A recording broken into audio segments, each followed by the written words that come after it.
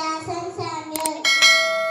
మనుషులు పై రూపమును లక్ష్యపెట్టరు గాని యెహోవా హృదయమును లక్ష్యపెట్టును. మిమ్మును దాసునని పిలవక స్నేహితులని పిలుచుచున్నాను. ఎందుకనగా మా తండ్రి వలన వినిన సంగతులని మీకు తెలియజేసితిని. నశించిన దాన్ని వెలకి రక్షించుటకు మనుష్య కుమారుడు వచ్చానని చెప్పాను. యోనా 3 దినముల మత్స్యం కడుపులో ఉండెను. మోషే పుట్టినప్పుడు తన తండ్రి ఆ శిశువు సుందరుడై ఉంటను చూచి విశ్వాసను బట్టి రాజ్యానికి భయపడక 3 మాసములు అతన్ని దాచిపెట్టిరి.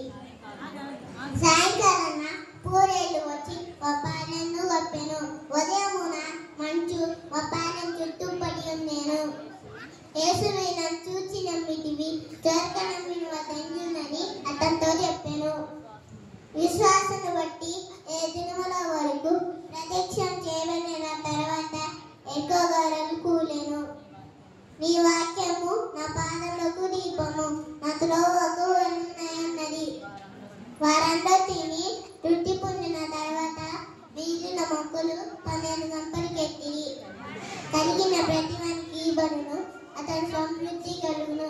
ఏనాని అతని నుండి అతను కలిగినది తీసివేయబడును. అన్నము మోసకరము, సౌందర్యము వ్యర్థము. యెహోవాయందు భయభక్తులు కలిగినసి కొన్ని ఆడబడెను. నీ వెళ్ళి చోటికైనా